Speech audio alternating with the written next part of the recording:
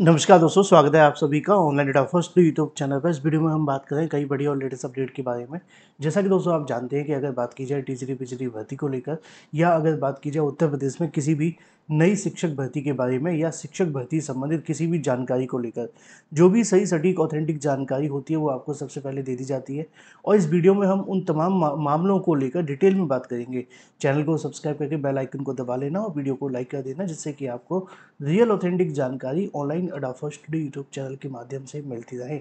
सीधे शुरुआत करते हैं मुद्दे की और बड़ी अपडेट के साथ। और सबसे पहला जो मुद्दा संबंधित है वो है आप सभी के लिए टीजीटी पीजीटी नई एग्जाम डेट को लेकर, साथ ही उत्तर प्रदेश शिक्षा सेवा चयन आयोग के बयान के बारे में, यूपी टीजीटी पीजीटी के आवेदन के लिए अगर बात की जाए, साथ ही साथ अगर बात की जाए नई प्राथमिक शिक्षक भर्ती को लेकर एक और झटके के बारे में, बीटीसी और डीएलएड करने वाले अभ्यर्थियों के लिए सबसे बुरे दौर के बारे में।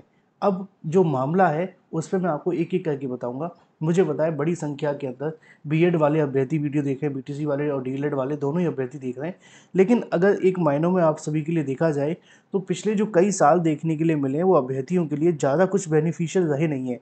अगर मैं आपको बताने की कोशिश करूं कि साल 2020 के बाद से, जब से कोविड आया था, है ना, कोविड के समय तक तो ये था कि चलो कुछ भर्तियां चल रही थी और उनके सारे अभ्यर्थी प्रिपरेशन कर रहे थे, जिसमें आपकी टीजीटी 2021 भी थी, 69,000 की भी थी, है ना।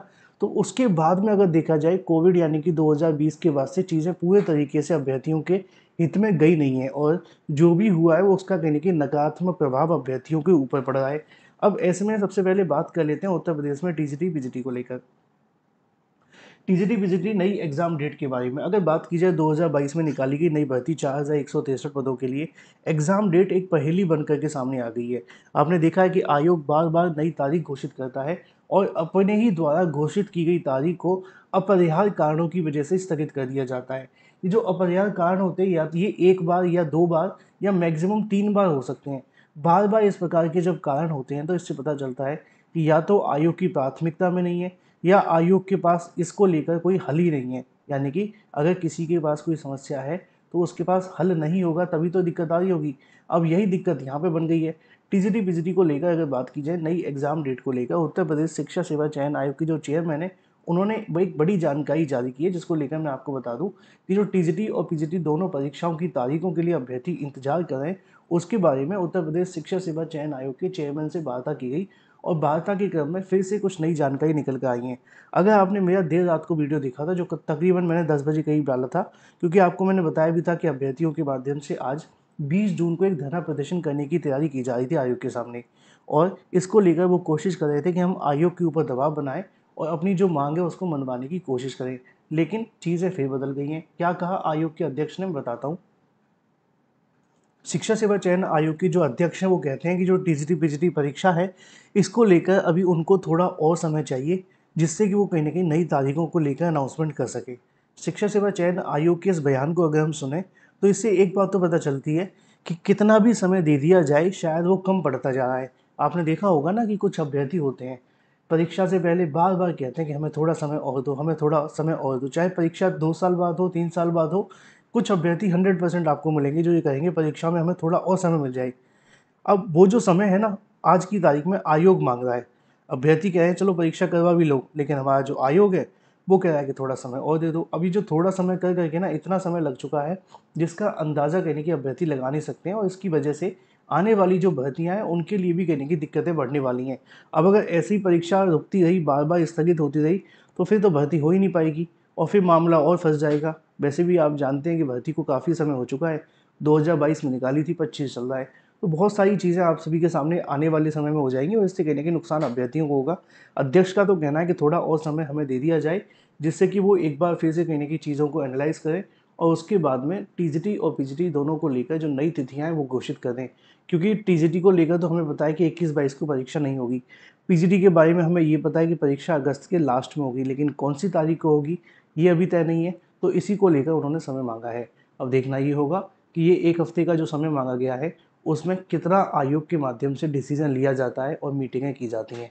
फिलहाल ये बात हो जाती है टीजीटी और पीजीटी परीक्षा तिथि के बारे में। अब बात कर लेते हैं अपनी अगली अपडेट को लेकर, जो कि संबंधित है यूपी टीजीटी के आवेदन को लेकर। दोस्तों, अगर आप यूपी टीजीटी पीजीटी में आवेदन करना चाहते हैं तो आपके पास एक अच्छा मौका है। जहाँ पे आपको जो वेतनमान मिलेगा टीजीटी के लिए 30,000, पीजीटी के लिए 35,000 देखने के लिए मिलेगा। इसको लेकर मैंने पहले भी आपको वीडियो के माध्यम से जानकारी दी थी, अगर आपने ये जानकारी नहीं देखी है तो देखनी चाहिए थी। मैंने इसको लेकर डिटेल वीडियो पहले से अपलोड कर रखा है। इस वीडियो में हम डिटेल में ज़्यादा नहीं जाने वाले हैं। ये जो भर्ती की बात की जा रही है वो है आपके लिए, अगर बात की जाए टीजीटी और पीजीटी को लेकर, राजकीय आश्रम पद्धति विद्यालयों के अंदर अंशकालीन शिक्षकों के पैनल में शामिल होने के लिए।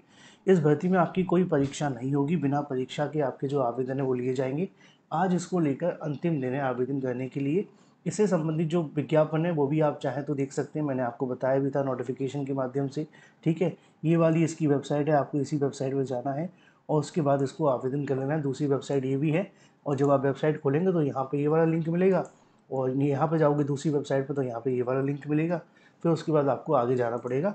ये वाली वेबसाइट कभी कभी खुलती भी नहीं है, कभी कभी खुलती भी नहीं है, तो इसको भी आप ध्यान में रखना। जैसे कि अभी खुल गई है तो यहाँ पर दिशा निर्देश पढ़ना चाहते हैं तो दिशा निर्देश पढ़ लो, कौन कौन आवेदन करेगा, क्या क्या योग्यता है। इसके अलावा आवेदन संबंधी सूचना पढ़ना चाहते हैं तो आप वो यहाँ से पढ़ सकते हैं, जो 20/6/2025 यानी कि आज तक आप सभी इसके लिए आवेदन करेंगे। अगर इसके बारे में कुछ और पढ़ना चाहते हैं तो एक दो बार में नहीं खुलती है, दूसरी तीसरी बार ट्राई कर लेना, खुल जाएगी। आवेदन करने के लिए आपको इस पर क्लिक करना होगा, यहाँ पे अपना नाम वगैरह जो भी डालना है वो आप डालेंगे। उसके बाद में और भी कुछ अगर पढ़ना चाहते हैं, तिथि की रिक्तियाँ कितनी है, कितने पद खाली हैं टीजीटी के लिए, पीजीटी के लिए, आवेदन प्रिंट यहाँ से होंगे। अगर आप सेलेक्ट हो जाते हैं तो यहाँ से आप चेक कर सकेंगे सूची को कि सिलेक्ट हो गए कि नहीं हो गए। तो ये पूरा का पूरा डाटा है, आप चाहें तो इसको चेक कर लेना। मैं बात कर लेता हूँ उत्तर प्रदेश में नई प्राइमरी शिक्षक भर्ती को लेकर। उत्तर प्रदेश में नई प्राइमरी शिक्षक भर्ती को लेकर इंतजार करने वाले अभ्यर्थियों के लिए बुरा दौर शुरू हो गया है, या यूं कहें कि काफ़ी लंबे समय से चल रहा है। और ये जो बुरा दौर है वो 2020 के बाद से खास तौर पे है, क्योंकि उसके बाद जो चीज़ें बदल गई हैं बहुत सारी ऐसी भर्तियां हैं जो नहीं आ रही हैं। अगर कोई आई भी है तो पूरी नहीं हुई है। एडिट जूनियर की बात की जाए तो ऐसे में अगर देखा जाए तो अभ्यर्थियों की जो यूनिटी है ना, वो भी कहीं ना कहीं बिगड़ी है। पहले ये क्या होता था कि मानते हैं कि जो बीएड करने वाले अभ्यर्थी हैं इस बात को बुरा लगेगा उनको, लेकिन सच ये है कि वो ज़्यादा आंदोलन में जाते नहीं थे। ऐसा नहीं है कि सभी नहीं जाते थे, लेकिन बड़ी संख्या में नहीं जाते थे, है ना। फिर क्या होता है कि जो बीएड वाले अभ्यर्थियों की योग्यता को हाई कोर्ट सुप्रीम कोर्ट में चयनित किया जाता है। 2019 से कारोबार शुरू होता है, फिर चलते चलते आप सभी को 21 तक बीएड को प्राइमरी से पहली बार राजस्थान हाई कोर्ट से बाहर करा दिया जाता है। फिर ये जो आगे वो पूरे देश के अंदर फैल जाती है, और साल 2023 में आते आते पूरे देश से बीएड बाहर हो जाता है।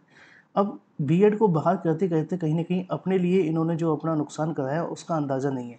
ख़ास तौर पे यूपी के अभ्यर्थियों के लिए आपने देखा होगा, जब बीएड बाहर हुआ तो देश भर के कोने-कोने में शिक्षक भर्ती चल रही थी, और वहाँ पे कहीं न कहीं इनसे संबंधित मामले थे। लेकिन यहाँ पे तो शिक्षक भर्ती भी नहीं थी, लेकिन जी-जान से लगे हुए थे कि बस बीएड बाहर हो जाए, बाकी हम देख लेंगे। अब बीएड बाहर हो भी गया, बाकी का क्या हो रहा है वो देखा भी नहीं जा रहा है। समस्या ये है कि अब चीज़ें बिगड़ती जा रही हैं, और ऐसे ही कहीं न कहीं मामला चलता रहा तो नई प्राइमरी शिक्षक भर्ती का इंतज़ार करने वाले अभ्यर्थियों के लिए वो दिन दूर नहीं जब आने वाले समय में बीटीसी डीएलएड के लिए कुछ बचेगा नहीं, क्योंकि विद्यालयों को मर्जर किया जा रहा है तो भर्ती की उम्मीद और ज़्यादा ख़त्म होती जा रही है। क्योंकि विद्यालय मर्जर होने की वजह से क्या हो गया है कि चीज़ें और ज़्यादा सीरियस हो गई हैं। अब देखना ये होगा कि आगे सरकार इसको लेकर क्या करती है, या नई भर्ती को लेकर क्या करती है। लेकिन फ़िलहाल के लिए बहुत अच्छी खबर नहीं है बीटीसी डीएलएड करने वाले अभ्यर्थियों के लिए। वैसे आप जानते हैं कि अभ्यर्थियों में एकता नहीं है, और जिसके पास एकता नहीं उसका क्या ही हो सकता है। Thank you for watching this video.